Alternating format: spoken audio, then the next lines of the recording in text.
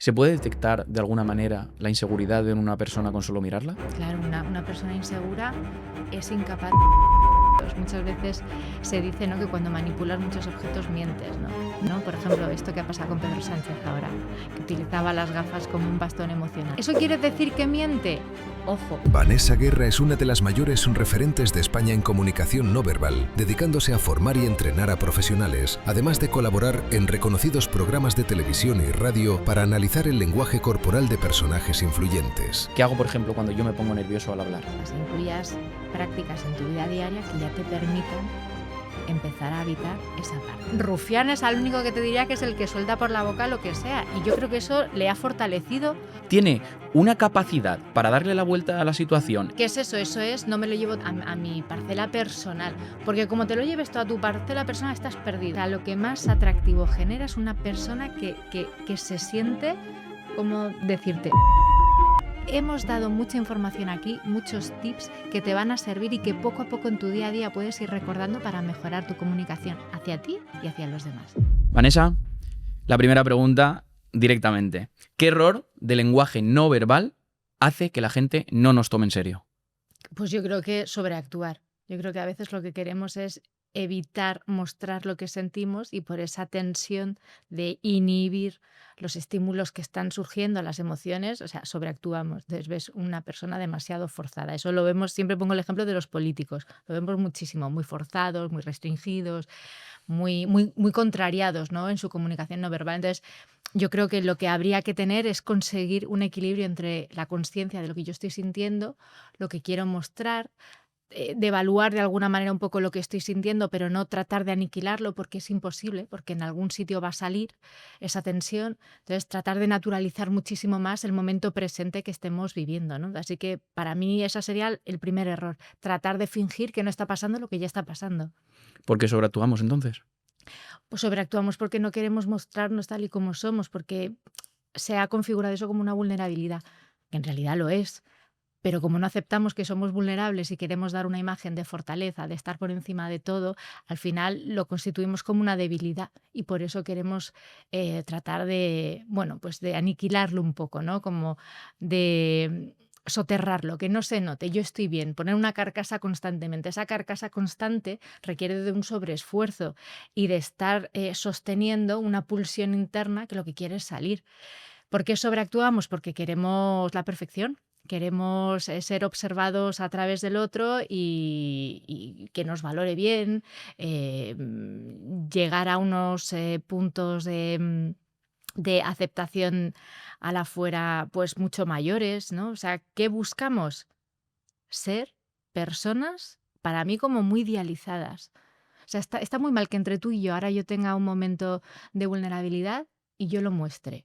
Porque entonces es como que me he salido de mi sitio. Ya no he sido lo correctamente correcta que debería ser, ¿no? Y como vivimos en el mundo de la corrección y no entendemos el error del otro como algo puntual y además algo inherente al ser humano, sino que lo tildamos y lo tachamos, por eso buscamos todo el tiempo la excelencia, la perfección y la corrección.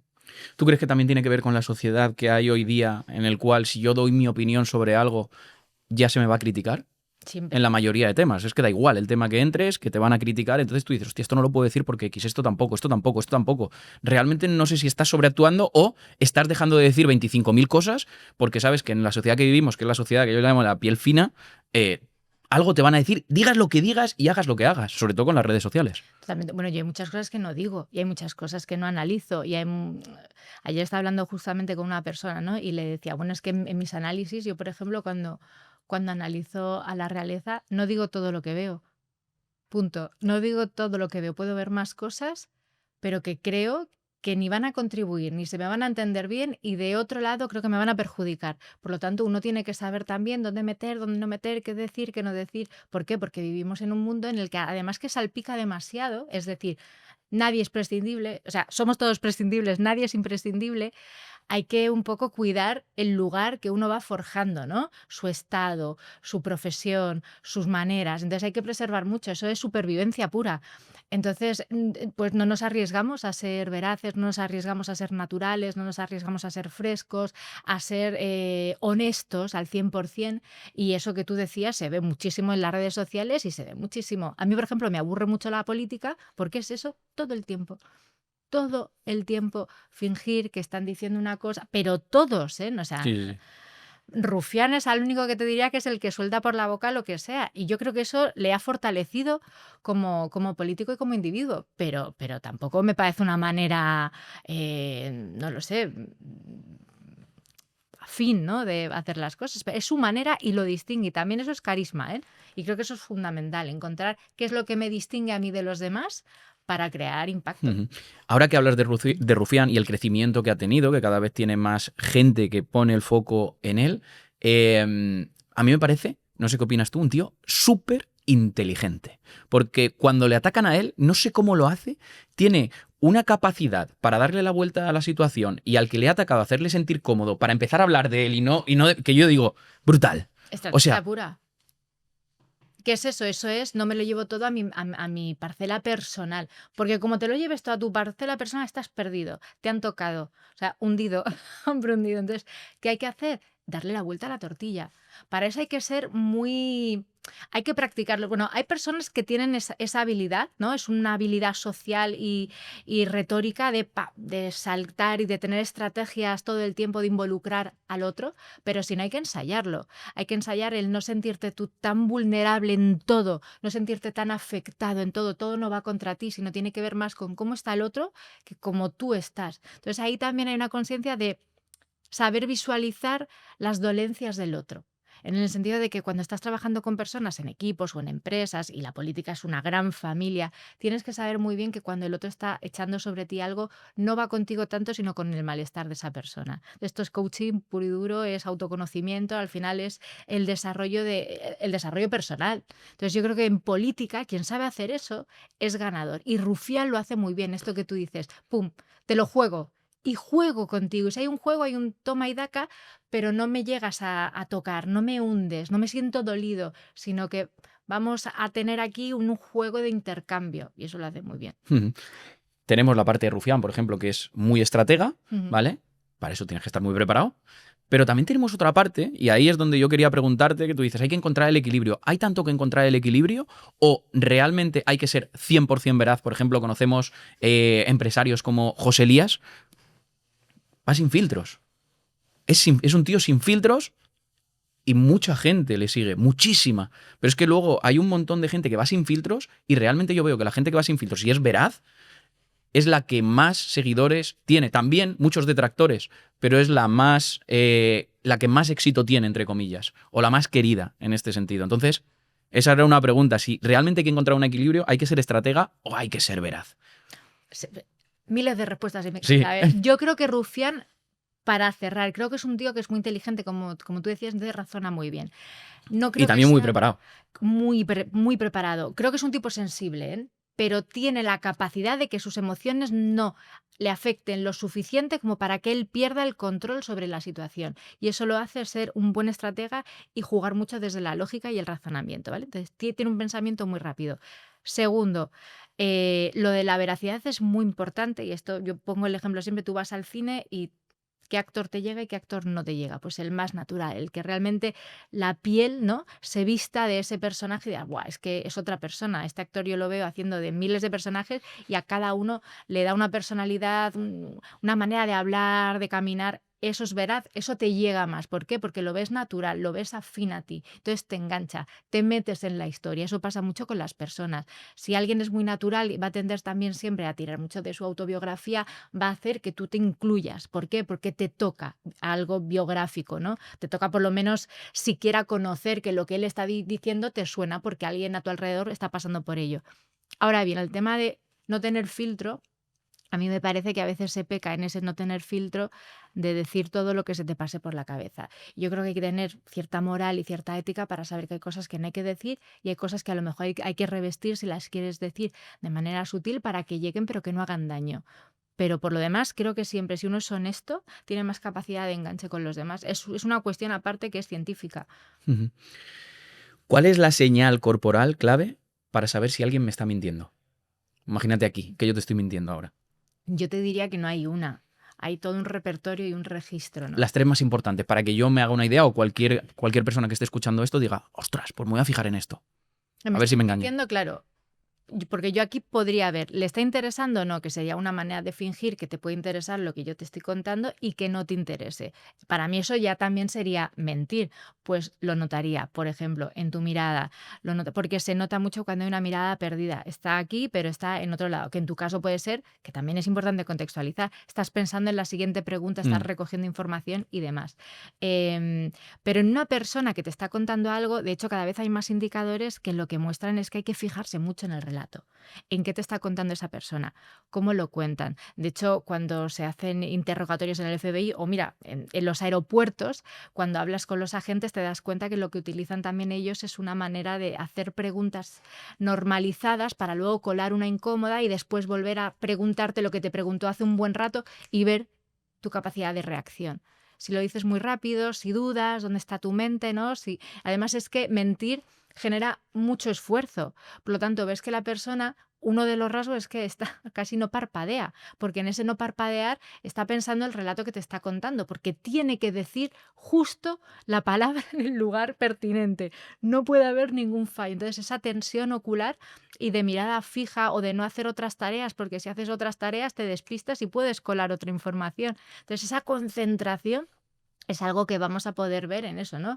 En una mirada mucho más fija, en que no haya otra utilización de objetos. Muchas veces se dice, ¿no?, que cuando manipulas muchos objetos mientes, ¿no? No, hay un nerviosismo, pero no tienen por qué estar mintiendo a esa persona, ¿no? Por ejemplo, esto que pasa con Pedro Sánchez ahora, que utilizaba las gafas como un bastón emocional, apoyándose de un lado a otro cuando estuvo en la comparecencia del Senado. Bueno, ¿eso quiere decir que miente? Ojo, es que eso es un matiz demasiado grande, ¿no? No, pero sí lo que nos dejaba ver es que se está apoyando en ese recurso, en ese objeto, para poder neutralizar y restaurar su sistema nervioso. ¿Por qué? ¿Porque miente? Bueno, no tiene por qué mentir, pero está expuesto, está siendo grabado, hay un montón de situaciones incómodas, le están atacando y el ataque de los demás, que él siempre sale con su sonrisa, ¿no?, que es un amortiguador de su estado de enfado y de la agitación que va a despertar en él, lo que hace es mitigarlo con un objeto. Genera movimiento, que es lo que hace que el sistema nervioso se vuelva regular. Entonces, con el tema de la mentira, hay muchísimo mito y hay que mirar muchas cosas más aparte del lenguaje corporal, ¿no? Por supuesto el pinzamiento, por supuesto que te rasques, que te muevas, que cambies de postura, pero no todo ello quiere decir que esa persona está mintiendo. Yo las tengo todas porque soy hiperactivo. Claro, Yo me empiezo a poner así, claro. empiezo a hacer así, luego así. Imagínate. Y aquí, por ejemplo, tuve a Yaiza Canosa. ¡Buf! No paraba de moverse también. Pues tú imagínate en una situación de extrema tensión para ti. Buah. Todos esos indicadores se van a multiplicar. ¿Y ahora qué pasa? ¿Que estás mintiendo en todo? No, jope. Yo tengo una tendencia a la hiperactivación y si además me ponen en una situación muy complicada, mi sistema nervioso se excita muchísimo más y no hay quien me pare. Es normal, estás intentando regularte. Has hablado de Pedro Sánchez y me llama mucho la atención que se ha hecho como... yo lo he visto en redes sociales, yo no sigo mucho la política, pero lo he visto en redes sociales que se ha hecho muy viral una intervención que le ha tenido hace muy poco, donde le iban preguntando y él, sin contestar a la pregunta, se iba riendo, como quitándole importancia a la pregunta, y no contestaba. Dice, otra vez me volvéis a hacer jajaja, jajaja, jajaja. ¿Qué denota esa, digamos, esa actitud? Porque hasta... No sé las nomenclaturas de cada, no sé si era el jefe de la sala o no sé quién era, le decía que estaba faltando incluso estaba faltando al respeto, etcétera, etcétera. Entonces, ¿qué denota esa actitud? A ver, pues en este caso puede ¿Sabes qué te digo, no? ¿Cuál te digo? Vale. Puede quedar un poco como una persona altiva, ¿no? Como una persona que se ríe de lo que los demás están preguntando, porque él está ahí para responder, Justo. ¿vale? Entonces, esa sensación de como de prepotencia o de altivez que puede dar, ¿no? Esa sonrisa, incluso esa pequeña carcajada que va acompañada además de una frase, ¿no? Es que yo ya os lo he contestado, pum, pum, pum. Bueno, pues eso puede sentar mal, porque lo que está haciendo justamente es provocar también al interlocutor. O sea, lo que consigue es el efecto contrario. Ahora bien, ¿qué le está pasando a él? Yo creo que muchas cosas, o sea, muchas cosas. Una de ellas es que también tiene un discurso mental porque al final todos los indicadores o señalíticas corporales lo que dan es una respuesta a un pensamiento y a una emoción. Por lo tanto, lo que estaba dando es respuesta a un pensamiento y a una emoción. Puede ser que esté cansado de responder a las mismas cosas y en vez de enfadarse, que es la emoción que le sale, el enfado o el hartazgo, lo disimule o lo parapete a través de una sonrisa. Y es esa sonrisa. Entonces dice lo que quiere decir, pero en vez de, jo, si yo ya os he contestado esto, pero si yo os he contestado esto. Y ahí lo que hace es mitigar el estado de ánimo, el estado emocional. Entonces yo creo que está en un momento en el que se le pregunta muchísimo sobre las mismas cosas, se le pregunta mucho sobre su mujer, sobre su hermano, que son temas que tocan muchísimo a nivel emocional y por lo tanto tiene una mayor reactividad emocional que si le preguntas por otro tema. Entonces, ¿cómo solapa él? Con la sonrisa. ¿Por qué? Porque le ayuda a bajar el nivel de intensidad, a enfrentarse al otro sin estar enfadado, porque al final eso va a dar una mala imagen de él. Yo algo que estoy viendo mucho de él, que de hecho hoy estaba viendo Instagram y veo mucho esas imágenes ahora, está muy delgado, muy demacrado y hace mucho el gesto de contracción de los labios, apretados, mucho. ¿Por qué? Eso es lo que yo estaba viendo. Digo, este hombre, ¿por qué? ¿Qué hay detrás de este gesto? Porque hay muchas personas que dicen que es un manipulador, que es un psicópata. No entro en eso, ¿no? Pero entro en el gesto. A mí este gesto, ¿qué me está diciendo? Yo creo que es un tipo que está conteniendo muchísimo. Se está conteniendo mucho a nivel emocional porque debe estar pasándolo mal, independientemente. O sea, puede ser lo que sea, pero cuando te tocan a tu familia lo pasas mal. Entonces creo que lo está pasando mal y que está mm, reprimiendo muchísimo, se está callando mucho, no está pudiendo decir mucho, porque tampoco está pudiendo decir cosas que sabe, está medio peso imputado, su mujer y tal, o sea, está en un momento de crisis y eso se nota mucho porque está muy tenso. Y esa tensión a nivel mandibular y a nivel facial se le nota mucho, se le nota en la tensión. Cuando está chupando, que además ya se le nota Sí, muchísimo sí, más sí. porque se le marca, si además hace un gesto de succión, se le marca muchísimo más. Hay mucha tensión aquí. Y yo creo que tiene que ver porque no está pasando un buen momento. No lo debe estar pasando. Si lo vemos ya, está muy delgado, muy demacrado, sonríe, pero incluso sonriendo tiene como una mirada más triste. Yo creo que está un poco machacado. Yo escucho podcast y me llama la atención, que quería preguntártelo antes, pero como ha salido lo de Pedro Sánchez, pues lo he metido antes. Un tipo de invitados que me gusta ver, que cuando le hacen la pregunta, no responden. Hacen así, y responden. Mm. Y a veces yo me he fijado y decía, ¿por qué narices no mira al entrevistador o a la entrevistadora? Se queda, hace así, hace. Y mira para arriba y empieza a contestar y finaliza mirando abajo y se calla. ¿Qué tipo de actitud es esa? O sea, me fascina. O sea, me fascina porque cuando a alguien le preguntan algo, está deseando contestar. Y cuando veo son dos perfiles concretamente que les sigo y digo, wow, me parece brillante. Bueno, cuando tú tomas aire, Pero lo que todo el estás rato. propiciando. Bueno, mira, O sea, en todas las respuestas, no en una. vale.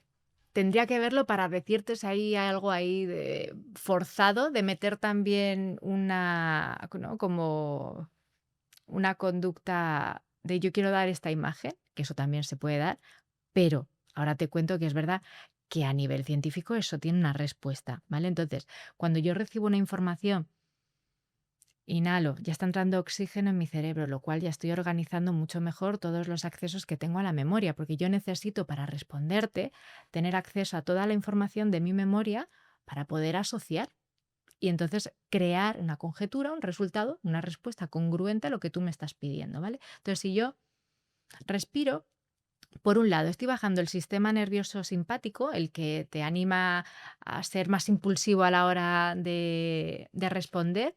Entonces, estoy nivelando, estoy activando el parasimpático, que es como el botón del freno del coche, el pedal. ¡Pum! Freno. ¡Pah!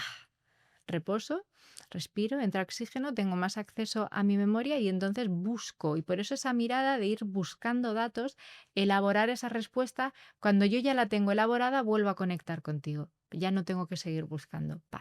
Estoy aquí. Flipante, pero esas personas hablan mirando arriba incluso, al principio. ¿Todo el tiempo? No, claro, porque están buscando. Hay gente que mira al lado, otra gente que Justo. busca.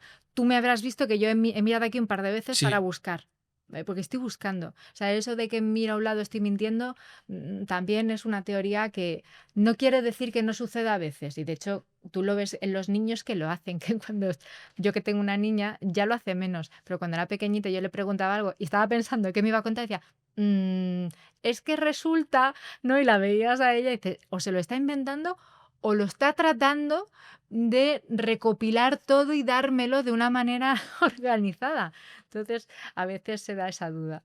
A mí me fascina porque es en plan, yo le veo como, ostras, qué control está teniendo de absolutamente todo. Y luego Y qué incómodo es para el entrevistador. Así.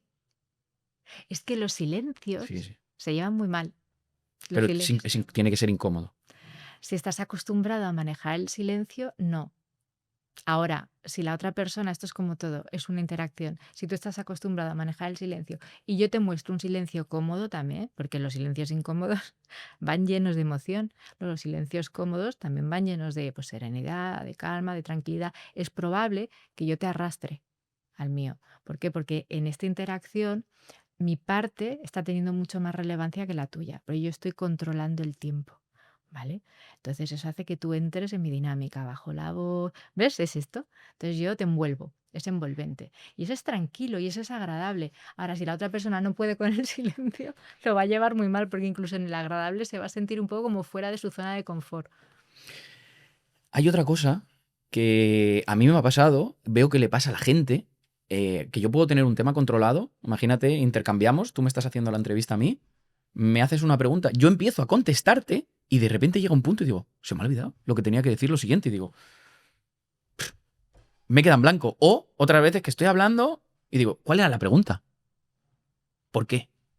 A mí me pasa eso un poco a veces, ¿sí? Hay muchas veces que digo, ¿por qué me pasa que estoy en una cosa y luego de pronto me quedo ahí, me paro? Pues mira, yo creo que hay varias explicaciones. Bueno, una de ellas es que si tú me dices que eres hiperactivo, tienes un nivel de activación mental que va mucho más rápido de lo que tú puedes realmente asumir. Por lo tanto, te metes como en un carril, tú voy por aquí, pum, pum, pum, pum. Oye, ¿de dónde venía? ¿No? Y Justo. entonces, eso que está pasando es justamente por esa precipitación, pero porque si me dices que eres hiperactivo, hay una hiperactividad a nivel neuronal, ¿vale? Entonces tendrá que ver con eso. ¿Qué podrías hacer? Ir con más calma, ir más despacio, tratar de que también pues tu lenguaje corporal sea más calmado, tratar de respirar más. La respiración es fundamental. Y ahora me meto, ¿te acuerdas en los premios Princesa de Asturias, ¿no? El discurso de Leonor, ¿no? Que iba muy rápido y le faltaba la respiración y entonces ya iba perdiendo la composición emocional porque estaba más preocupada, imagino, que de poder decirlo todo sin equivocarse y demás. Entonces le quitas emoción al discurso que estaba muy bien escrito, no por ella únicamente, claro, pero tenía mucho sentido, era muy bonito. Entonces la respiración hace, si no respiro bien, que me desconecte. Entonces si respiro mucho por la boca y si hablo muy rápido, respiro mucho por la boca, entre en estados de alarmas, de miedo, demás. Entonces el cerebro empieza ya a dinamitar, ¿no? O a responder realmente afín a lo que está recibiendo él de mi lenguaje corporal. ¿Me sigues hasta aquí? Sí. Entonces, si yo hago pausas, respiro, mi cerebro, además de que me abre toda la disposición a que tenga acceso a la memoria, está percibiendo que yo estoy tranquilo, estoy calmado, tengo más energía disponible para mí, para gestionar toda esa información. Entonces, esa es la mayor teoría, ¿no? Y la primera de todas. Y otra es que simplemente hay veces que si tomamos más excitantes o lo que sea, se nos dispara el sistema nervioso. Entonces, intentemos en momentos a lo mejor como estos, ¿no? Yo me he tomado un café esta mañana y ya está. A las 5 digo, no me tomo más. No, porque yo no necesito que me disparen, todo lo contrario, tengo que estar muy presente. Si me tomo otro café me va a disparar. No es el momento para tomármelo, ¿no? Y elegir también en qué momento seleccionar los excitantes para poder estar cuidando de este estado de bienestar. ¿Se puede detectar de alguna manera la inseguridad en una persona con solo mirarla? Sí, porque lo primero que va a hacer es retirarte la mirada, entre otras cosas. Claro, una persona insegura es incapaz de sostener una mirada fija. Bueno, a ver, ¿de cuánto tiempo estamos hablando? ¿Te Porque, imaginas? claro, 2 horas aquí. claro, pero hay muchas veces, hay ejercicios maravillosos de escucha activa que se hacen simplemente mirando a la otra persona y no hablando. Y son la bomba, porque ahí sale de todo. La gente llora, se rompe, abre, se abraza, claro, porque todo está en la mirada. Es el acceso más directo que tenemos al estado emocional, a todo el contenido interno, a nuestro universo interno. Entonces, cuando tú miras a una persona, la estás desnudando, pero no porque la mires con mirada de deseo, sino porque es lo más transparente que tiene para darte. Entonces, lo primero que debe hacer es desviarte la mirada o ponerse a hacer otra cosa. Entonces, a las personas inseguras se las pilla muchas veces también porque están todo el tiempo dando soluciones a todo, ¿no? O hablando, fíjate, ¿no? O sea, tendemos a pensar que las personas inseguras son muy taimadas o muy reprimidas y demás, y muchas veces lo que tienen es eh, un patrón que es totalmente lo opuesto, ¿no? Hay como un arquetipo que es opuesto, que es pues es la persona que necesita que lo último que ella diga sea lo último que se dice, que se le tenga en cuenta, entonces es muy participativa, está mucho ahí, te da consejos, entonces eso también denota que es una persona insegura. Hay que saber mirar los dos arquetipos, el que se deprime y reprime y el que realmente sale hacia afuera, pero lo que tiene es mucha inseguridad de no sentirse útil y lo que necesita es estar ahí, ser visto, ser valorado y ser aceptado. Joder, ¿y por qué suele pasar eso? La contraria, porque yo tenía la percepción de que una persona insegura es la que está retraída, pero no el que está, el otro arquetipo que has comentado. Claro, va a depender mucho del contacto que tengamos con esa vulnerabilidad. Las personas que tienen buen contacto con la vulnerabilidad y no les molesta sentirlas, tú vas a ver que se van a mostrar con un estado pues más tristón, más apático, incluso más recluido en sí mismos. No tienen ninguna dificultad de conectarse con esta parte. Ahora, no le pidas que seas extrovertido porque esa parte no la ha cruzado. La alegría, la expansión, es otra zona, es su zona no de confort. Entonces, no le podemos pedir a una persona que se encierra sobre su vulnerabilidad que se muestre abierta, porque va a ser muy frustrante y peor para esa persona. Ahora bien, hay otras introvertidas inseguras, que no saben entrar en contacto con lo que esa inseguridad les está generando. Dolor, tristeza, angustia. ¿Y qué hacen? Lo permean. Y se configuran un arquetipo de persona extrovertida, de persona social, de persona que además te ayuda en todo, muy servicial, muy complaciente, pero hay una inseguridad ahí que no están atendiendo. Y ahora un pequeño corte para agradecer a nuestro sponsor Rayola Networks, empresa de hosting profesional con la que llevamos ya más de 7 años trabajando y donde alojamos la mayoría de nuestras páginas web y recomendamos a muchos de nuestros clientes. Ahora seguro que te estás preguntando, ¿y por qué lleváis tantísimos años confiando en Rayola Networks? Pues mira, muchos son los motivos, pero oye, aquí te quiero dar 4 principalmente que a mí me parecen los más relevantes. Y voy a empezar precisamente por el que me parece el más importante, que es el soporte, algo que yo valoro mucho. Tiene un soporte 24/7, ya sea por ticket, ya sea por llamada, te asisten, te recomiendan y cuando realmente tienes un problema de verdad, ahí está Rayola Networks para solucionártelo. Y esto, de verdad, es algo que les hace una compañía diferencial dentro de su sector. El segundo punto, y ojo, no menos importante, es por sus infraestructuras escalables y por sus soluciones personalizadas. Así que ahora puedes crecer sin ningún tipo de limitación técnica, que es algo que muchas veces pues solemos tener problemillas con eso. El tercer punto, tienen un centro de datos en Madrid con las últimas tecnologías y muy baja latencia. Y el último punto, velocidad y seguridad, que es lo que siempre estamos buscando cuando alojamos nuestra página web. Así que estos son los 4 motivos y muy importante, antes de que termine esta pequeña interrupción, oye, tenemos un 20% de descuento en cualquier contratación nueva para toda la gente que nos seguís aquí en el podcast. Así que, si queréis alojar una nueva página web, si tienes una página web y no sabes dónde alojarla, pues lo tienes que alojar en el mejor sitio. ¿Y cuál es el mejor sitio? Rayola Networks. Haces clic en el enlace de la descripción y te vas directamente. Y sabes encima que tienes un 20% de descuento. Y si ya eres cliente y quieres hacer una nueva contratación, no te preocupes, haces clic y tendrás en una nueva contratación un 20% de descuento. Así que, ahora sí, seguimos con el episodio. Quiero entrar en la parte de las claves para una primera impresión, por ejemplo, una entrevista o una cita. ¿Qué gestos deberíamos evitar en una primera entrevista o una primera cita, por ejemplo? Va a depender. O sea, ¿qué quieres tú generar en el otro? Porque si es una cita y tú vas con un objetivo muy claro, pues tendrás que urdir de qué manera vas a estar. Si es una entrevista de trabajo, Para una buena impresión. En los dos ámbitos. Una primera cita o una entrevista. Ya sea de trabajo podría ser, sí. pues mira, ahí juega mucho a favor el que tú estés tranquilo, ¿no? O sea, genera mucha confianza y genera como, wow, admiración o enganche, enganche en positivo, ¿eh? Como que atractivo, que una persona esté tranquila y que demuestre que está presente. O sea, lo que más atractivo genera es una persona que se siente, ¿cómo decirte?, segura, que se siente bien tal y como está. Entonces, una persona que va a respirar por la nariz, que va a hablar con cuidado, que va a sonreír, que se va a mover lentamente, que va a medir, pero de una manera muy inconsciente. Quiero decir, no controlar mis movimientos, pero sí propiciar un estado de ánimo tan, tan calmado que yo no necesite estar pendiente de cómo me estoy moviendo, sino que realmente esa calma también transite a través de mi cuerpo. Entonces yo mediría mucho lo que digo y lo que no digo, de qué manera, tendría contacto visual, porque eso te va a marcar y te va a hablar bien de mí. Es una persona que mira a los ojos, es una persona de confianza. Sonreiría en los momentos oportunos. También es muy... Yo lo uso, ¿no? Y creo que siempre quítate tensión, meter alguna broma, pero algo bien, ¿no? Que no esté fuera de lugar, pero meter un poco de humor. Porque eso también, el humor es una señal de inteligencia. Una persona que es capaz de meter humor comedido, pero bien, genera una sensación de este tipo es listo, esta tipa es lista, me engancha, porque además te estoy enganchando desde un lugar que no te esperas, por lo tanto, ¡buah!, te voy sorprendiendo. Y la sorpresa para el cerebro es ¡wow! O sea, vitamina. Entonces, si una persona me sorprende, me tiene ahí.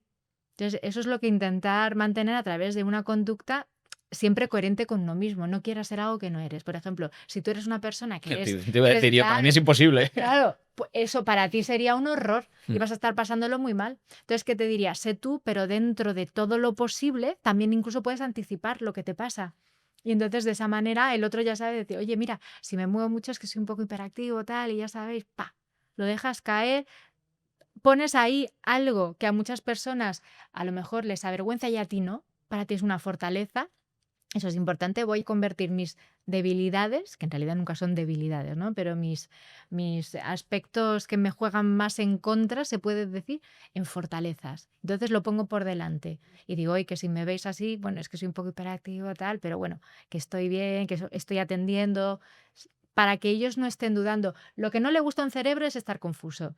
Entonces, si estamos en una entrevista de trabajo y yo te veo que te mueves muchísimo, a mí me confundes. ¿Qué te pasa? ¿Qué está pasando? ¿Estás incómodo? ¿Estás pensando en otra cosa? ¿Se te ha olvidado algo? ¿Me están mintiendo? ¿No quieres estar aquí? ¿Cuál es la causa? Pero si tú la causa me la anticipas, quitamos ahí el factor de estrés y podemos interlocutar. Yo ya sé que cuando te mueves no pasa nada más que algo que ya me has contado. Y anticipar lo que dices y saca sonrisas también, porque a mí, por ejemplo, me sudan las manos, ¿vale? Tengo la movida esa que me sudan las manos. Entonces, cuando voy a dar... ¿Sí? Sí. Mira, entonces cuando voy a dar la mano, yo ya me anticipo y digo, no, yo no doy la mano, yo doy el puñito así y la gente se queda así, digo, porque si no parece que te acabes de duchar, porque me sudan las manos y se empiezan a reír. Ya está. Total. Ya está. Y con eso era otra pregunta, era, yo como doy el puñito, pero hay mucha gente que dice, es que de la forma que tú das la mano, eso va a determinar el respeto que la otra persona te va a tener. ¿Eso es cierto o no? Mira, yo estoy un poco también cansada de las máximas de la comunicación no verbal. Eso es como, las personas tienen que ser rubias, alta, medir unos 75 para calzar un 40. Venga ya, hombre, hay caucásicos, africanos, hay... Joper, seamos abiertos. No tiene que ver. Tiene más que ver cómo aceptes tú. Si lo que a mí me admira de una persona es cómo esa persona es, cómo lleva su vida, cómo porta y cómo transforma sus dificultades, cómo afronta lo duro, pero cómo resuelve desde lo divertido, cómo puede variar y estar en dos escenarios. Eso me admira de una persona que se adapta. Eso es lo que hablamos de resiliencia, de una persona con inteligencia emocional. Eso me admira de una persona. Si a un problema que tiene, como por ejemplo puede ser este, que a mí alguna vez me ha pasado, ¿qué haces? Tú das el puño, me parece súper buena esa resolución, porque tú estás anticipando, estás haciendo un gesto que además es universal y que va a entender y estás solventando un problema. tú no te sientes incómodo, por lo tanto eso no repercute en que tú te sientas mal y en que tengas que hacer algo con lo que luego estés pensando, pero cuando uno da la mano así, luego está pensando, ¿le habrá molestado o no? Si ves que se limpia, ya dices, le ha molestado, tucu, tucu, tu. Ya empieza la mente a lucubrar, por lo tanto, no evitar eso está generando peor situación que si lo evitas y vas de frente. Entonces, para mí eso es lo mejor. O sea, intentar que no haya máximas. Yo cada vez que pienso en Steve Jobs, como todo el mundo iba de traje y él iba con sus New Balance o con sus Nike y con un cuello alto. ¡Pum! Rompiendo estructuras. Vamos a romper estructuras. Si la gente está deseando que se caigan las estructuras inamovibles, ¿sabes por qué? Porque es mentira. Porque lo que hacemos es fingir. Y eso es lo que nos hace no conectar. Además, cuando te ríes de ti mismo, nadie se puede reír de ti. Que has sido tú el primero que te has reído. Total.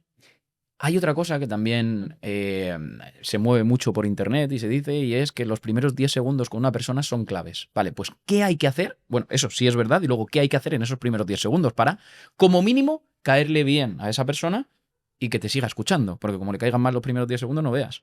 No te digo que no sea verdad. Tenemos un sesgo que es nuestro peor enemigo. Y que además es un sesgo que utilizamos por pura supervivencia. Yo me marco un dibujo de cómo tú eres a nivel personal y tal, con estos 10 segundos, cómo vas vestido, pum, pum, pum, zona de confort. Esta persona es así, etiqueta. ¿No sabes la de veces, te dirían un 90%, que a mí esas etiquetas se me han caído al suelo con personas? Y digo, ¿yo por qué soy tan prejuiciosa? O sea, ¿por qué tengo un prejuicio tan grande? Te lo digo allí, pero lo tenemos todos. Hemos aprendido a prejuiciar a los demás, a pensar que los 10 segundos que tienes con esa persona es así. Hombre, te va a marcar. Hay cosas que van a ser así, vas a poder ver cositas, pero no siempre. No siempre. O sea, para mí esos 10 segundos son un preámbulo para ver la mía, cómo va.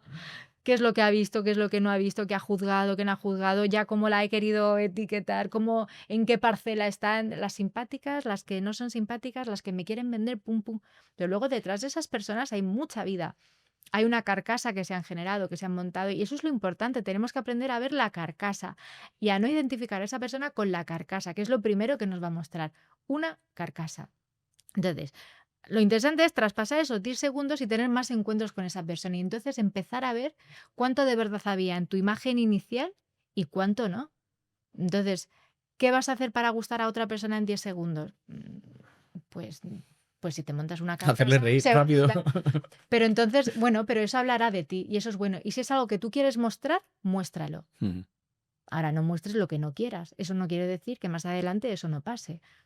Generalmente a las personas se las ve. Es decir, una persona que contiene mucho se va a notar en la tensión, en la corrección. Una persona que es muy correcta, que todo lo hace... Yo digo, aquí hay gato encerrado. Nadie es así.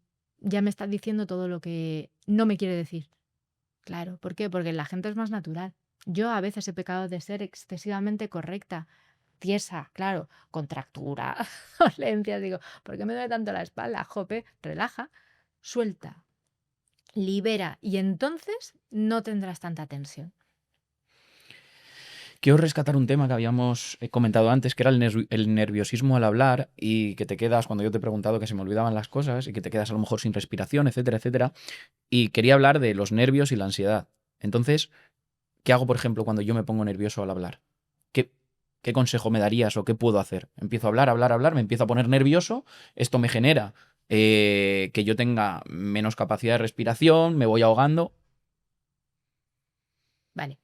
Te diría que independientemente de que lo intentes paliar en el día a día, ¿vale? En los momentos en los que ya estás interactuando, hagas cosas, incluyas prácticas en tu vida diaria que ya te permitan empezar a habitar esa parte. Yoga, meditación. Meditación no es que es que estamos muy mal informados. Meditación no es que estés sentado 40 minutos. Meditación es que a lo mejor te pongas unos audios de 5 minutos de respiraciones. Punto, 5 minutos, eso se pasa volado. Y que poco a poco vayas practicando esa atención plena. ¿Por qué? Porque eso va a hacer que disminuya bastante más la activación neuronal. Para una persona que es hiperactiva es más complicado. Mira, por ejemplo, hay una práctica que es muy sencilla, que es simplemente colocar una vela, encenderla y mirar la llama. Únicamente mirar la llama. Eso sí, tienes que estar pendiente también de esos pensamientos intrusivos que entrarán muchísimo, pero todo el tiempo que se te vaya y te des cuenta de los pensamientos, vuelves a la llama. Todo ese desvío de toma de conciencia es lo que va a ir generando otro circuito en tu cerebro. Cuando tú generas otro circuito, ya estás propiciando que de vez en cuando se te venga por aquí, tú digas, espera, que quiero ir por aquí, y des marcha atrás. Entonces, de manera consciente, empiezas a tener más autocontrol y más autogobierno. Es una cosa paulatina. En el día a día te va a funcionar que cuando te des cuenta, bajes un poco, ralentices la manera de moverte, tomes una respiración profunda que te ayude a nivelar, ¿no? Como volver a resetear la salida a cero, ¿no? Vuelvo a salir. Eso tantas veces lo necesites, respirar mucho para poder bajar, pero te diría que en el día a día pudieras incluir dinámicas, hacer un puzzle, o sea, cosas que traten de mantener tu mente en una tarea. Se te va a ir a muchas, pero tú la traes de vuelta, algo que te mantenga ahí. Lo que, por ejemplo, a ti que te gusta hacer mucho. El deporte. Vale. El deporte me lo mantiene, por ejemplo. Una actividad que es boxeo lo mantiene ahí porque no, Claro, tengo que porque estar ahí. estás aquí, porque estás ahí, efectivamente. Pero lo que has comentado de las velas me llama la atención porque yo, por ejemplo, en casa me gusta poner velas porque me dan mucho confort. Me tranquilizan muchísimo, me dan mucho confort, etcétera, etcétera. Entonces, cuando lo has dicho, digo, coño, pues a mí me dan confort. Incluso en el despacho he quitado toda la luz que es buena para se supone, para la vista, etcétera. He puesto todo luz como muy amarillita, que está muy oscurita.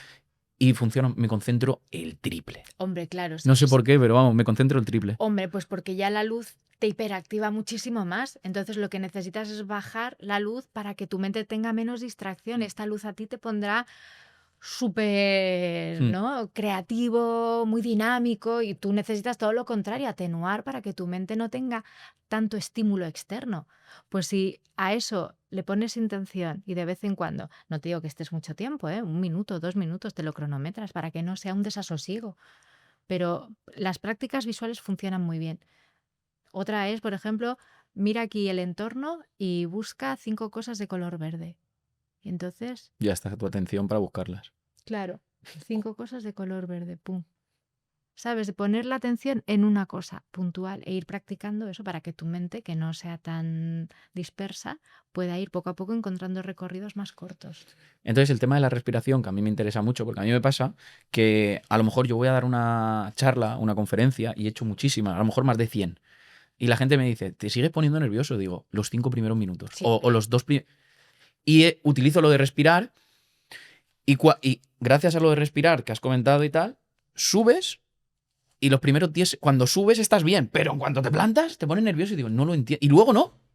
Luego estoy súper tranquilo. Entonces, Mira. se puede engañar. Realmente lo que estoy haciendo es engañar al cerebro con la respiración, porque luego se vuelve a activar, ¿o cómo? No lo engañas. Mira, hay una cosa muy curiosa, ¿no? Y es que queremos evitar que sucedan cosas. Entonces, queremos evitar ponernos nerviosos ante una situación que de por sí nos pone nerviosos porque es una exposición pública. Bueno, pues no vamos a evitarlo. Vamos a asumir, cuando tú dejas de pelear contra lo inevitable, se termina el problema, hay menos tensión. Es decir, está muy bien que hagas esas respiraciones porque esas respiraciones van a saltar el momento crucial. Entonces tú llegas bien, tensión, pero como has hecho esas respiraciones, el cuerpo, la mente, tiene la capacidad de modular. Entonces tienes una subida de adrenalina, que es la que necesitas para estar aquí y que tu cerebro esté atento y tú disponible, y luego en el momento en el que ya está todo y tú ya esa adrenalina está ahí forjada, entra toda la respiración que has hecho, que te ha servido para ir modulando ahora tu estado, y ya empiezas a tener una actitud más cómoda, más confortable y más tranquila. Entonces, el error es hacerlo por y para. Lo hago para que en los 5 minutos no esté nervioso. No lo hagas para eso. Hazlo porque te va a sentar bien. Y no evites que en los primeros minutos te pongas nervioso. Llegará un momento en el que a lo mejor ya no te pones nervioso, porque no será tan importante subirte ahí, porque no habrá una presión de tener que ser, por ejemplo, las presiones que nos entran a los que hacemos charlas, que se me olviden las cosas, el examen en blanco. Es por eso. Pero es como en un Como examen. me pasa mucho, digo, bueno, no quiero quedarme en blanco ante ¿Te ha pasado 400, alguna vez? 500, 600 personas. ¿Te ha pasado alguna vez? Alguna, pero lo he resuelto bien, muy pocas. Me ha pasado una vez, a lo mejor, o 2. Me pasa mucho más aquí. Claro, resuelves. ¿Por qué? Porque cuando uno está tranquilo, resuelves. Entonces, esos momentos que son donde más se puede dar esa interrupción, si luego has respirado, tienes como el músculo suficiente para traer a tierra todo lo que está volando, ¿no? Que es esa adrenalina, ese nervio, ese miedo, ¡pum! Y lo aterrizas. Bueno, resuelves. La última vez resolví diciendo, ¿os podéis creer que se me acabó de olvidar lo que iba a decir? Y se empezaron a reír y ya está. Buenísimo. Se ríen ellos, te ríes tú, descargas la Claro, tensión y justo. ya. Y volví y ya está. Eso es. Sigamos con el tema de las presentaciones. Ya no una presentación en un evento, sino una presentación para ganar un presupuesto, una presentación con un equipo, etcétera, etcétera. Sí. ¿Qué errores no debo cometer ahí? ¿O cuál es el error más común que suele cometer la gente? Depende de lo que quieras conseguir. Si lo que simplemente quieres ir a hacer es una exposición y punto, bueno, pues ahí el objetivo es que lo que tú estás dando sea útil, ¿no? Para los demás. Que te vuelvan a contratar, que hablen bien de ti porque les ha gustado tu exposición, pum, pum, pum. Bueno, pues eso es un miedo que tenemos la mayoría de las personas que hacemos este tipo de charlas. Si no han visto la charla y dicen, quiero esa misma, ¿no? Que sabes que la tienes que duplicar y ya está. Es un riesgo, pero bueno, te mantiene despierto y alerta a todo lo que esté pasando alrededor. Entonces, toda la información que esté sucediendo, como tú estás al loro, pero estás alerta, la vas a utilizar a tu favor. ¿Qué es lo que no tienes que hacer? Confiarte demasiado. Pero también te diría que tener confianza en uno mismo, ir tranquilo y confiar incluso que si sale mal no pasa nada, o sea, quitarle hierro al asunto hace que estés más relajado en lo que estás haciendo. Cuando uno está más relajado en lo que está haciendo, incluso en cualquier intervención, genera mucha tranquilidad en el otro, ¿sabes? Otra cosa es que estés en una negociación o que necesites ir a vender algo y entonces necesites sí o sí llevarte un acuerdo, pues lo tienes que llevar todo muy medido. Ahí te diría que de los errores va a depender mucho del interlocutor también. Tienes que saber quién es tu interlocutor, eso es lo principal. A lo mejor no informarte bien que a quién tienes de frente sea un error. Necesitas saber a quién tienes de frente, porque te vas a armar una estrategia u otra. Ir preparado. Ir preparado, sí, pero no solo ir preparado con lo tuyo, sino con quién voy a reunirme. Esta persona cómo actúa. ¿Es duro? ¿No es duro? ¿Por dónde puedo entrarle? ¿Dónde tiene esa brecha en la que yo puedo entrar y ganarme la confianza por ahí? Y eso es importantísimo. También relacionado con esto, hay otro tema que creo que es relevante, que es el tono de voz. ¿Cuál es el tono de voz o la forma de hablar que denota liderazgo, etcétera, etcétera?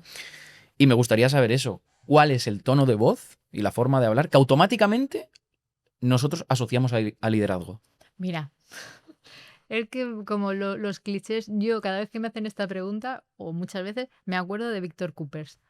Es un tipo que habla tan rápido que tartamudea, que parece chiquito de la calzada Sí, en el escenario. sí. Pum, pum, pum. Pero es un tío que sale y estás así. Te ríes, te enganchas a todo y dices, si tienes razón. Y a lo mejor ha contado lo mismo que lleva contando toda su vida, salvo una anécdota nueva. Pero el tío, eclipsa. Tiene un carisma que es impresionante. Entonces, ¿qué necesita tener un líder? Hay personas que ya son líderes, porque sí. Entonces, hay personas que lideran y punto. Y no tienen ni que pensar de cómo hablan, cómo no hablan, que dicen, me he encontrado muchísimos en empresas. Los mayores líderes no lo han tenido que crear. Luego otra cosa es que hayan querido mejorar aptitudes, se hayan dado clases o hayan contratado algún coaching, algún mentor que les ayuda a potenciar determinadas áreas, pero me he encontrado con mucha gente que está ahí simplemente porque tenía ese carisma y ha llegado ahí con todas esas características que trae ya de serie. Ahora bien, ¿cómo podemos mejorarlas? O cómo una persona que quiere sacar esa parte líder, ¿no? Ese líder que puede tener interno puede sacarlo.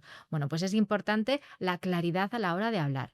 No titubear mucho en lo que se dice, sentirse uno muy seguro de lo que dice y decirlo con naturalidad, no guardarse. Pasa muchas veces que queremos decir algo y antes de decirlo ya nos estamos autocorrigiendo y entonces decimos otra cosa y no queda claro el mensaje. Hay que lanzarse. Un líder se lanza. Y aunque luego tenga que explicar, contextualizar o simplemente pedir perdón por lo que ha dicho, pero hay que lanzarse. Se tiene que entender lo que se dice. Entonces, es verdad que un líder no va a tender a hablar bajito, porque esa tendencia ya hace que quiera llegar a mucha gente. Es como un megáfono. Entonces, va a hablar para que se entere todo el mundo. Y si no te has enterado, te va a decir, oye, ¿has escuchado? ¿Sabes? Y va a necesitar crear el contacto contigo para que lo entiendas. Luego hay otros líderes que lideran más desde un rol más conservador, vamos a llamarlo así, ¿no? Como más en solitario, que no dan muchas explicaciones a mucha gente, sino simplemente a su círculo más concreto y es un líder que impone. Que también aquí habría que hablar de las características de los líderes y de las diferencias de liderazgo. Hay líderes que sí que cuentan y necesitan conocer qué les parece a su equipo las medidas, aparte qué requisitos o qué buzón de sugerencias tienen para que puedan contar con esas sugerencias y en base a eso tomar una decisión. Hay otros que simplemente escuchan, lo tienen en cuenta, pero son ellos los que deciden y no es prioritario lo que los demás hayan opinado, y luego hay otros que simplemente es su decisión. Entonces, ese liderazgo genera pues poca afección, ¿no? O poco seguimiento. Son personas menos admiradas, porque cuando tú cuentas menos con tu equipo, eso hace que ya te conviertas en una persona menos popular dentro de la propia empresa, ¿no? Es como el padre autoritario con sus hijos, que una empresa es una familia.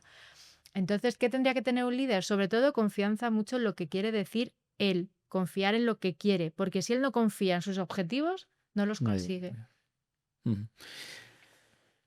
Antes has comentado que hablar lento, estar tranquilo, genera credibilidad, Ujú. tranquilidad, etcétera, etcétera. Pero claro, está la otra vertiente, que es la contraria. Cuando hablas rápido, pareces más inteligente.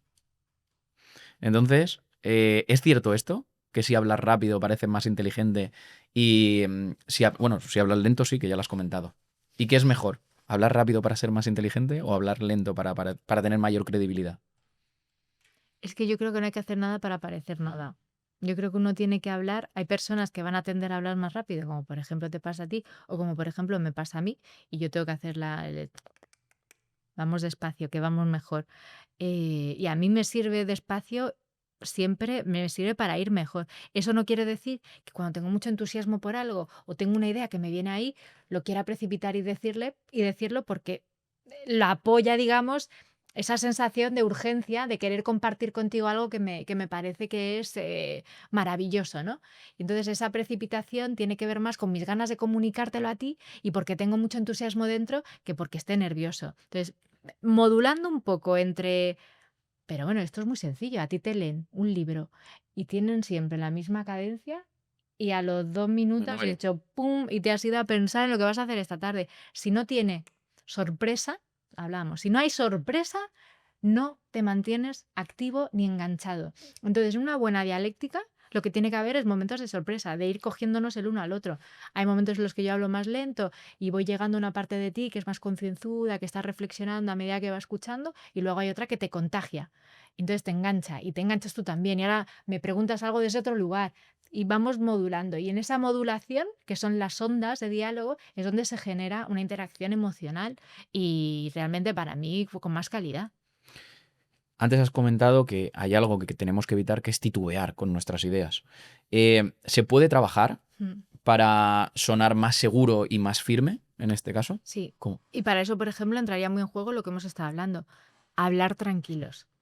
Porque si yo voy hablando calmada y tranquila, mi mente lo que está percibiendo todo el tiempo es que todo va bien, ¿vale? No le estoy exigiendo que vaya a un ritmo por encima, ¿vale? Entonces eso me permite reflexionar a medida que hablo sobre lo que voy a ir diciendo. Incluso puedo decir algo y en el momento en el que lo digo, parar y decir, no estoy segura de esto. Mejor no lo metemos, ¿vale? O no lo tenemos en cuenta. Y lo he hecho desde un lugar tan calmado que te hace sentir que ha estado muy pensado por mi parte. Y si ha estado muy pensado por mi parte, ahí hay criterio. Y el criterio a ti te da seguridad porque te está poniendo de frente a una persona en la que tú confías. Esta persona tiene criterio, ha pensado, ha reflexionado. Es más, se ha retractado bien, ha continuado hacia adelante, es reflexiva. Todo el mundo quiere estar como aliado de una persona reflexiva, porque va a medir los pormenores siempre, va a sopesar los riesgos frente a las ventajas. Y es importante tener seguro los riesgos antes de decir algo o de hacer algo. Una persona concienzuda nos da mucha, mucha confianza. Por ejemplo, para no titubear, eso es importante. ¿Quiere decir el titubeo que no soy de confiar? No. Pero si siempre ando tropezándome con las palabras, lo que te está marcando es que es una persona que va demasiado rápido y muy impulsivo. Por lo tanto, habrá veces que sus pulsiones podrán antes que sus reflexiones. Será más pasional que racional, aunque tenga una mente taca, taca, taca, taca, taca, muy activa, ¿no? y eso te genera más desconfianza. No le dejo un bebé a esta persona, váyase que de un momento a otro hagas pum, pum, pum y se caiga al suelo y no esté ahí, ¿no? Porque no coteja bien los riesgos. Y ahora que has dicho lo del bebé, la comunicación dentro de la pareja también es muy importante. ¿Qué gestos silenciosos se suelen hacer en pareja que dañan la relación? No mirarse, ignorarse. Jo, es que los niños son esponja. A ver, esto me aventuro. Me voy a aventurar, pero voy a enmarcarlo bien. O sea, un niño es el síntoma de los padres. Sí, pero ya simplemente en la pareja. He dicho el bebé, pero Bueno, digo la sí, pareja, sí, en la niño. pareja. Vale. Bueno, No, porque como habías dicho lo del bebé, digo, pues mira. pues en la pareja, pues mira, pues el no mirarse, el ignorarse, el pasar muchas veces uno cerca del otro y no tocarse. O sea, esa falta de contacto, porque siempre cuando pasas por al lado o le haces una caricia, o coges por la cintura o tal, ¿no? Es como un estoy aquí, te veo, te siento, sé que estás, ¿no? Es una celebración cada momento a que estás aquí. Y a que yo te estoy viendo y a que yo sé que tú estás, ¿no? Entonces eso te hace sentirte visto, mirado, atendido y nos gusta sentirnos así en la pareja. El no mirarnos, el no hablarnos, el empezar también a corregirnos uno encima del otro, a poner caritas, los puntos de vista, ¿no? Cuando uno habla cosas así, esto al final lo que va es deteriorando la comunicación en la pareja y la imagen que tú tienes de esa persona, porque al final eso no se lo haces a él, te lo estás haciendo a ti misma. Tú estás ya desdibujando a esa persona en tu propia mente. La imagen que tiene ahora la has cambiado por otra. Y esto sucede mucho. Te enamoras y la persona es idílica y de pronto ya le vas poniendo arrugas, lo vas abajando, lo vas chatando, le vas poniendo, ¿sabes? Le vas viendo todos los defectos que ahora son más que antes, ¿no? Porque antes era así y ahora no. ¿En qué fase hemos cambiado? Bueno, pues es una cuestión química y autobiográfica. Y ahí en las parejas se vuelcan muchos traumas, muchas ausencias, muchos sistemas de abandonos, bueno, mucha frustración. Eso en cuanto al lenguaje no verbal, pero ¿qué frase o pregunta debemos evitar para no tener discusiones, por ejemplo? ¿Hay alguna frase, pregunta, etcétera, que genera muchas discusiones? ¿Tú me has sido infiel? Ese tipo de cosas. Mira, o tú tal, o sea, cosas que tengan que ver con el yo quiero sacar de ti si me has sido fiel o no. No, o si te gustan otras chicas. Todo este tipo de cosas que además si lo preguntas es porque ya hay algo que está incendiándose Da internamente. igual lo que te respondan. Claro, claro. Entonces, ese tipo de preguntas más de la intimidad, yo creo que también en una pareja los dos tienen que saber guardar su intimidad. Es importante saber que la otra persona tiene su intimidad y tú la tuya, salvando siempre, entendamos y contextualicemos qué es la intimidad, ¿no? Pero vamos, si hay historias de terceros, muchas veces es mejor casi no saberlas. ¿Por qué? Porque te va a afectar más a ti. O sea, la persona que más va a dañar es a la persona que lo está escuchando. Porque si tienes heridas de abandono, por ejemplo, o de rechazo, eso va a ser como si te quitan la postilla así y vuelve a ensangrentarse la herida. Terrible. Entonces, yo evitaría inmiscuirme mucho en la intimidad de la otra persona. Y luego, para terminar con esta parte, dentro de las parejas también hay negociaciones Sí, y pactos. y pactos. ¿Cómo podemos llevar bien una negociación para tener casi seguro un sí? Wow. Lo bueno de los pactos es que se cumplan, porque la mayoría de las veces uno pacta cosas y luego uno de los dos a lo mejor flojea y el otro ya se siente todavía más dolido porque ese pacto se ha Eso a mí me roto. parece una falta de respeto. Claro, pero muchas veces es inconsciente. La mayoría, otras veces no, otras veces es porque no me gusta. Y me lo salto a la torera porque hay gente que es muy rebelde. Pero, claro, em, tiene que ser algo que sea cercano a las dos personas, porque si tú planteáis un pacto y no es un 50-50, es decir, si le cuesta mucho a la otra persona, eso está casi... Está en desventaja. Sí. Entonces, y muchas veces el 50-50 no es un 50-50, es que a lo mejor para ti es más fácil, por lo tanto es un 70-30. El 30 para la otra persona ya es un 50. Entonces, hay que conocer esas desventajas para poder ser uno el sostén del otro. Saber que si a mí hay algo que no me cuesta mucho, no le quiero pedir a la otra persona que le cuesta muchísimo lo mismo que yo. Yo asumo que yo voy a dar más, pero es que esto a mí no me cuesta tanto. Entonces, la otra persona va a dar menos. Pero eso es un equilibrio. Luego hay que encontrar la manera, por el otro lado, que esa persona dé un 70 y yo pueda dar un 30. Por ejemplo, me lo invento, pero cosas que tengan que ver con el coche. Mira, que se encargue él, que a mí, yo me encargaré solo de pocas, ¿no? Y yo pues me encargo más, a lo mejor, pues de ir a la compra. Yo más que él. No lo sé, cosas así. O viceversa, ¿eh? Ujú.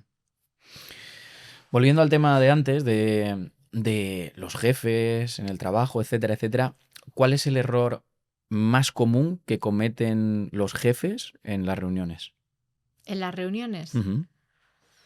Pues mira, muchas Y más veces grave. es pues la falta de empatía muchas veces, ¿no? Porque los jefes muchos también traen mucha presión por detrás y tienen que pasar números y rendir cuentas a jefes superiores. Entonces, muchas veces la propia precipitación o el propio, el propio rol del jefe se ve mediatizado por esto y eso puede hacer que genere mucha más carga a los trabajadores, ¿no? Entonces, que tenga poca conexión, poca empatía a la hora de decir las cosas o de pedirles resultados, de obviar cosas que se han hablado, de obviar cosas, factores externos que no se tienen en cuenta a la hora de pedir resultados. Pues dices, oye, que esto, yo dije que esto no estaba, no me puedes decir ahora que esté porque te dije hace un mes que no estaba y no se ha hecho nada, ¿no? Entonces, como pasar por alto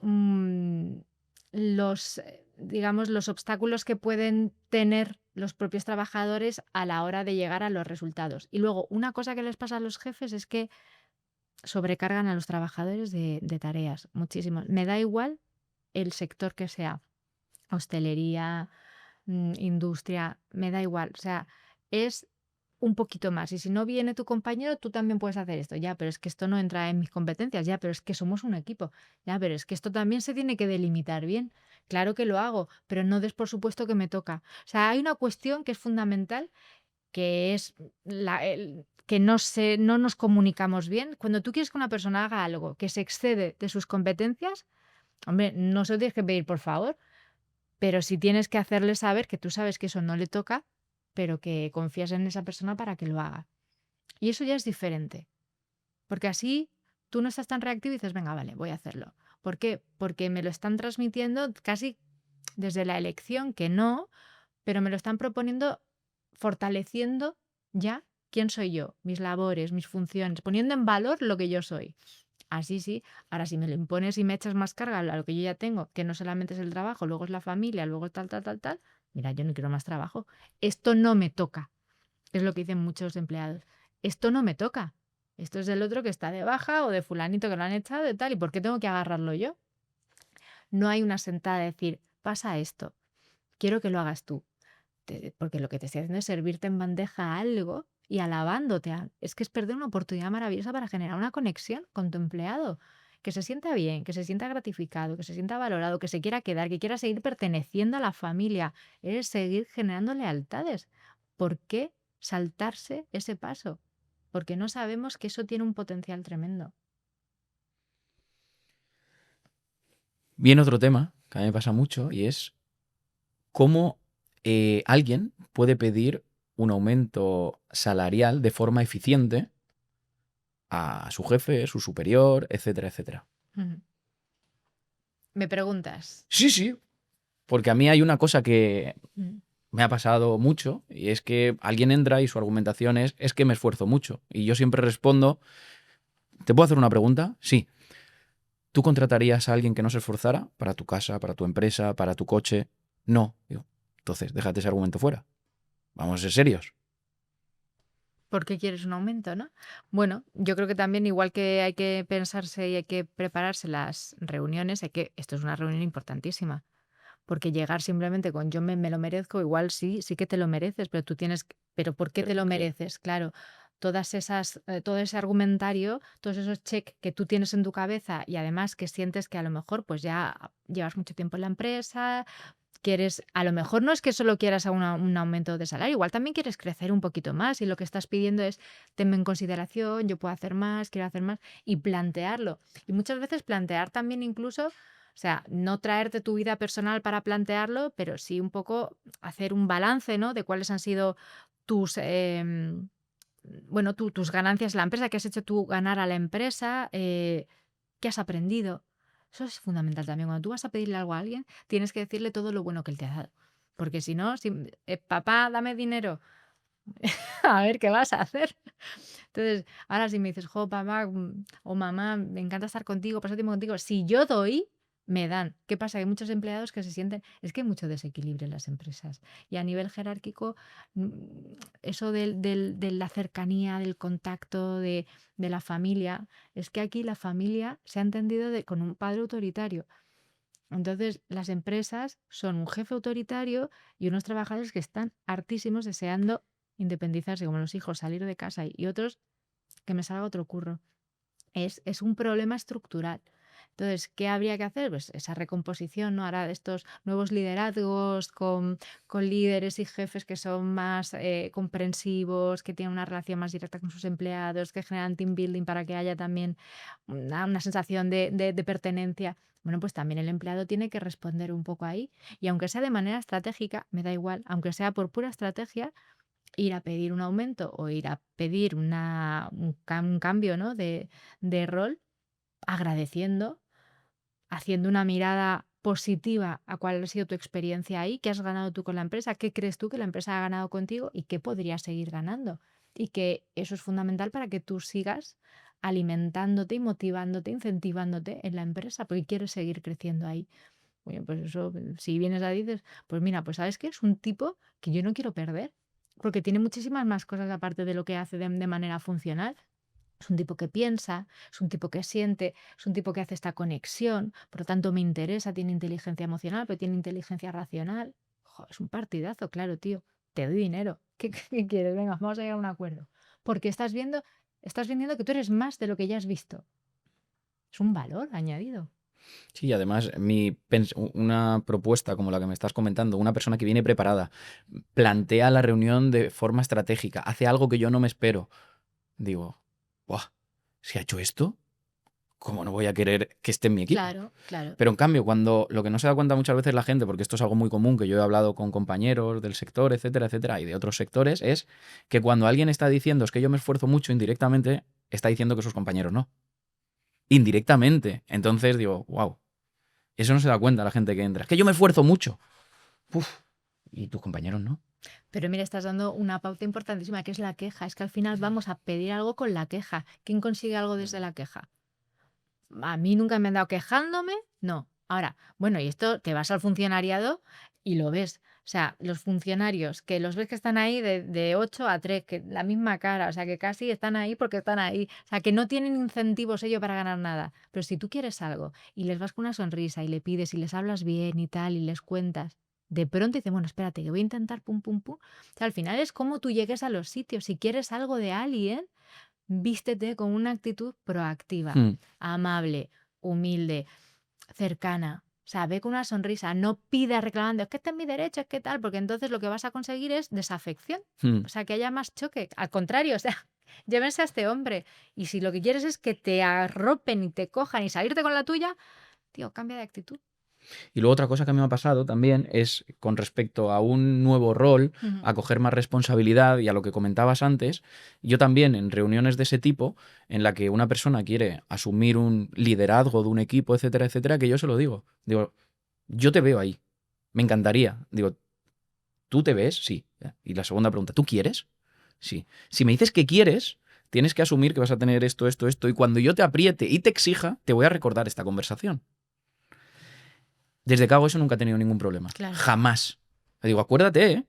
Y se lo digo, seguro, acuérdate. Acuérdate que luego ya no hay vuelta atrás. Y eso es lo que decías antes, de no sé si es muchas veces, yo antes no lo hacía, a lo mejor por miedo a no decir todo, a que me digan que no. Digo, coño, si me dicen que no va a ser mejor. Me ahorro todo el tiempo de que luego... Totalmente, totalmente. Vas a decir hecho. Y además genera mucha confianza, porque no le estás engañando. No. Porque lo que pasa muchas veces es que por no decir cosas, luego pasan y piensas que te han dado gato por liebre y que lo que están es estafándote o tal. No, te lo anticipo.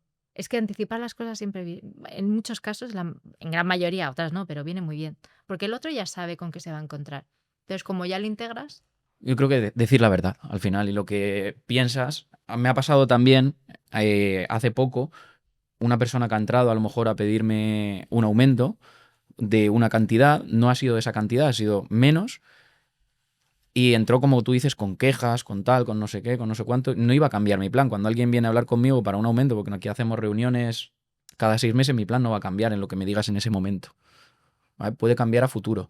Entonces, esa persona salió y al día siguiente, o esa misma noche, no me acuerdo, me escribió pidiéndome disculpas, tal, le he entendido perfectamente, tal, no sé qué.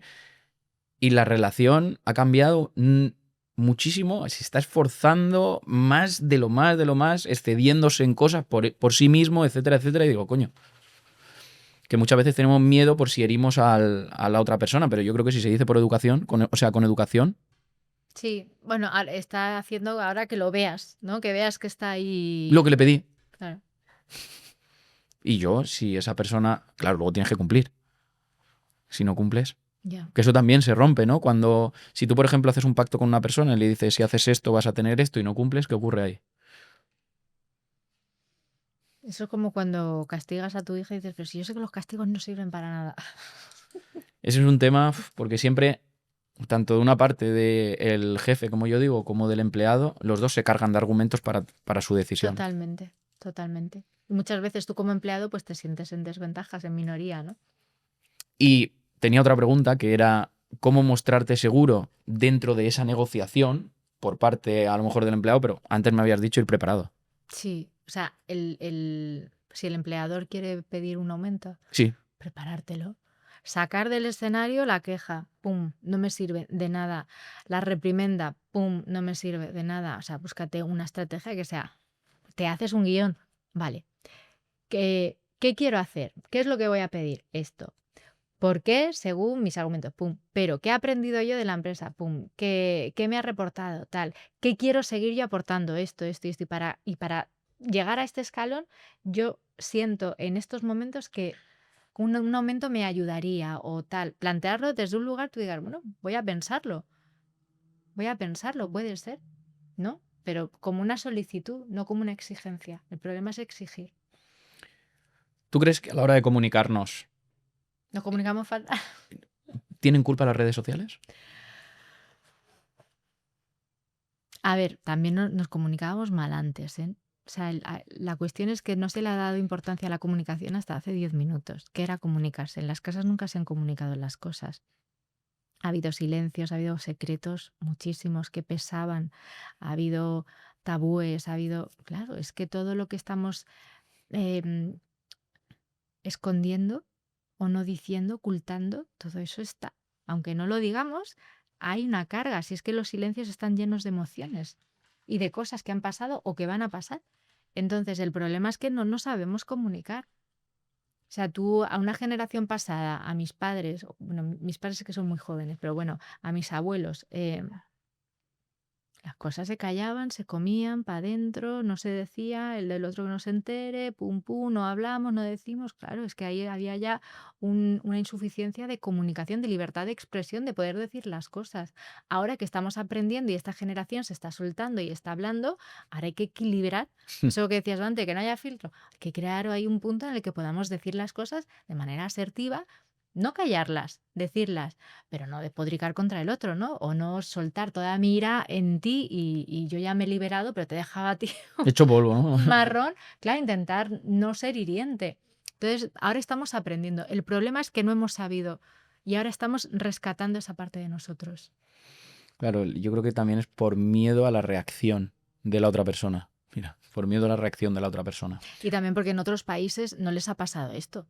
Ha habido menos represión, pero aquí en España hubo mucha represión hasta hace más bien poco. Entonces es un cambio generacional que ahora ya se va notando. Me estaba mareando el rollo ese. Lo voy a quitar el momento. No pasa nada, esto son cosas del directo. ¿Me ha metido esto? Sí. No, yo no sé cómo quitarlo. Me lo mantengo en la mano. Bueno, ya está. Bueno, cosas del directo. Hay dos formas de comunicación de las cuales no hemos hablado. Una, por email. Dos, en videollamada. ¿Cómo podemos comunicar de forma efectiva por email? Porque claro, yo muchas veces cuando tengo un discurso, porque yo, por ejemplo, para poner mensajes en las redes sociales o hacer un copy o un email, etcétera, etcétera, yo hago un audio y de ese audio lo filtras. Lo traspaso y digo, pues leído no suena igual de bien. Claro, claro. Entonces, ¿cómo puedo comunicar de forma efectiva por email? Pero para que tú veas que la palabra lo es todo. O sea, por ejemplo, para la venta de una propuesta. Claro. ¿Cómo puedes hacerlo por email? Mira, te diría que ahora ChatGPT para eso es maravilloso. Mm. Lo que pasa que va en mi contra. Yo no lo uso mucho, pero sé, por ejemplo, que hay mucha gente que dice, mira, yo ya a esto no le dedico cabeza. Pongo ChatGPT No, pero hasta que voy viendo, o sea, voy definiendo el email. No le digo que me lo escriba de punto, sino voy metiendo las cosas, me escribe, de aquí puedo coger este párrafo, de aquí. ¿No? Y es como que te ayuda. Esos emails importantes, yo normalmente cuando tengo que escribir, que yo no utilizo ChatGPT para escribir emails, lo que trato de hacer es que sean, lo escribo y son borradores que yo voy retocando, porque yo me levanto un día y vuelvo a leer eso y digo, bueno, no, aquí cambiaría, pam, pam, pam. Voy como asentando esta información que yo quiero dar y voy encontrando las palabras para decirlo.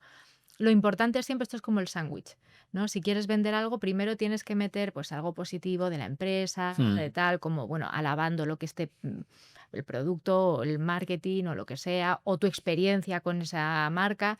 Luego metes lo que tú quieres hacer, ¿no? Lo que quieres vender y demás, y luego ya cierras también con algo que sea menos invasivo, pero que deje una huella, ¿no? Es verdad que para vender no todo el mundo, ¿vale? Pero ni siquiera escribiendo. O sea, ¿cómo haces una buena venta? A mí ya todo lo que me envían de venta me resulta muy invasivo porque van a piñón, ¿no? Van ahí a venderte cosas y estamos en un momento y en una sociedad en la que se nos vende de todo el tiempo y la mayoría de las cosas no las necesitamos. Ahora, un producto bien hecho para un nicho que lo necesita, eso funciona como el tiro, ¿no? Entonces, a ti, por ejemplo, ¿qué te funciona cuando lo has hecho? ¿El email? Ujú. Pues habría que preguntarle al equipo comercial, pero ser sincero siempre. Claro. Desde la sinceridad se vende, oye, tengo esto, tengo lo otro. Si no me han pedido, por ejemplo, bueno, es que nos piden primero la propuesta y luego decimos las cosas que tienen bien para luego decir en las cosas en las que pueden mejorar, nunca las cosas que tienen mal, etcétera, etcétera. Eso es importante también, Mm. porque a lo mejor cuando haces una auditoría o tal, ¿no? Una consultoría, nada, todo es malo, todo lo que ves, y dices, aquí está claro que lo que están queriendo es meternos una tajada. Todo no estará tan mal, o sea, habrá cosas que sí, habrá cosas que pueden esperar, habrá cosas que poquito a poco, o sea, que se puede ir salvando, ¿no? Que no tiene que ser ya toda una reestructuración del todo, que eso es un coste muy alto. Ujú. Entonces, eso que dices de ser honesto, incluso medir, ¿no? ¿Hasta dónde pido? Esto es como todo. Vengo a pedir un aumento. Voy a medir. ¿Cuánto pido? Pues esto es igual. ¿Cuánto les digo que pueden hacer? Mejor voy, soy más cauteloso y pido menos y luego ya puedo ir ampliando. Una vez que esté dentro puedo ir viendo más opciones, ¿no? Ujú. Y luego, no lo hacéis así. No. Vais a por todas. No, hacemos, digamos que vamos. Escalonado, ¿no? Sí, escalonado. Eso es escalonado. Eso Pero es. al final, cuando alguien me pide presupuesto, yo entiendo, es como, por ejemplo, hay algo que a mí me dicen mucho y es que no estaba interesado. Digo, joder, yo no me voy al concesionario de Ferrari si no Sí, puedo no. comprármelo. Claro. Por favor. Digo, entonces, si alguien ha entrado aquí, ha pedido presupuesto, ha visto qué precios tenemos, no me digas que no estaba interesado. Claro. Entonces, se supone que ya están interesados y el fin es hacerle la propuesta que para eso te lo han pedido. Otra cosa es que yo le diga, oye, esto está bien, esto tal, esto cual, pero al final te voy a decir las cosas que se pueden mejorar. No le digo el aspecto negativo de esto está mal, pero le digo, esto se puede mejorar. ¿Y tenéis en cuenta el perfil? O sea, no a todo ¿Al el perfil al que mundo. nos dirigimos? Sí, Claro. claro. No haces una propuesta a todo el mundo y este es mi dossier y esta es mi propuesta. Luego haces, espérate. Que De hecho, nosotros no la enviamos por email. Claro. Yo no te envío la propuesta si no la Si no hablo la contigo. hablamos, claro. No es lo mismo. Claro, no es lo mismo. Es decir, yo no voy a hacer un trabajo para luego que ni lo leas. Total. No invierto el tiempo que tú no quieres invertir. Pero bueno, estamos mejorando. Siempre se trata de ir mejorando las cosas. No, pero no es fácil vender. No, es súper difícil. No es fácil, por eso. Ujú. Entonces, y decías luego en videollamadas. Justo, el gesto. ¿Qué gesto no podemos cometer en el lenguaje, sobre todo no verbal, que nos haga perder ahí? Pues mira, es verdad. Lo que no se tiene en cuenta con las videollamadas es que tienes a otra persona ahí pegada, mucho más cerca de lo que yo te tengo a ti, porque yo mi ordenador lo tengo aquí. Sí. Por lo tanto, nos estamos viendo y yo no veo el torso, simplemente veo a veces el busto y punto. Entonces está toda la información concentrada ahí. Muecas, puntos de vista. Yo llamo puntos de vista a todo lo que tú me digas y cositas, ¿no? Todas esas incomodidades, pensamientos que se están viendo, se ven muchísimo. Entonces, yo con una cosa que no puedo yo personalmente, que digo, esto aquí no funciona, ajá. O sea, esto que por ejemplo te lo hace mucho en Latinoamérica, a mí yo ya digo, ya, cuando me quieren vender a mí, no vender yo, pero cuando me quieren vender a mí algo y una formación o quieren que yo haga un dossier para una formación o tal y cual y ya meten los ajá, como que te estoy entendiendo, estoy ahí y digo, no, lo que me está diciendo no es verdad. Aquí, por ejemplo, veo cosas que no me resuenan. ¿Por qué? Porque es una manera muy superficial de mantener la conversación, pero sigue siendo superficial. Entonces, miradas, pues que sean muy atentas. Eso sí, que sería bueno, ¿no? Pues estar muy atento a la otra persona, intentar no moverse mucho en la silla o en el asiento, porque es que eso genera, es que estamos muy cerquita, ¿sabes? Entonces es muy incómodo no acercarse ni alejarse mucho de la cámara. eh, con el ángulo de la cámara es importante porque los gestos no son iguales. Si tú tienes la cámara muy alta, se te va a ver aquí y entonces todo lo que genera es como desconfianza, pero cuando tú miras a una persona con desconfianza o con cierta em, como que se te cruza una persona, miras de abajo hacia Mm. arriba, ¿no? Con cierto desprecio. Entonces, no mola. El ángulo más arriba tampoco. O sea, es importante que la cámara esté a la altura de tus ojos, porque desde ahí os vais a ver de una manera totalmente recta y eso genera mucha más armonía. Importante también lo que tengas detrás. Si eres una persona que vende las cosas por videollamada o que tienes muchas ventas, pues que tengas también un fondo que sea armonioso, ¿no? Que sea equilibrado, que no tengas pósters, que no sea una habitación oscura. Por ejemplo, la luz es súper importante. La luz es muy importante. Da más o menos rollo que tengas iluminación y que esté agradable el ambiente, la manera de hablar, dejar que la otra persona hable. O sea, hay un montón de tips importantes, pero sobre todo te diría que el contacto, el no moverse mucho, el ser agradable también, el poder empatizar mucho con la otra persona entendiendo, pues, por ejemplo, sus puntos de vista o oh, mira, no me puedo permitir en este momento esto, y ser comprensivo y decir, vale, lo entiendo, ¿qué podrías hacer? ¿Hasta dónde podrías llegar? ¿Dónde podemos entrar? O sea, todo el tiempo conciliador, todo el tiempo yo estoy a tu servicio. El mostrar el yo estoy a tu servicio es importantísimo, porque eso es lo que también yo me iría antes con una persona así que con uno que me quiere vender lo que sea. ¿Por qué? Porque desde lo emocional, que el marketing es eso, me enganchas. A lo mejor no te comprará todo, pero te compro algo. Y luego a lo mejor podemos ir viendo más, pero ya tienes algo. Ya hemos terminado toda la parte principal de lo que es la entrevista y como a todas las personas y profesionales que venís aquí al podcast, terminamos siempre con un reto que llamamos el desafío Webpositor, que es un reto en base a las habilidades del profesional que tenemos aquí sentado. Vale. Y el reto es el siguiente, que yo normalmente ni lo veo. Pero este sí que lo había visto, por eso te he dicho que te iba a hacer a lo mejor mirar a la cámara. Y es, mira a la cámara y explícale al espectador en 45 segundos por qué debe ver este episodio. Y luego cuéntanos qué has hecho para mejorar el discurso que tú has dado y nosotros podamos aprenderlo. Todo mirando a cámara. Sí.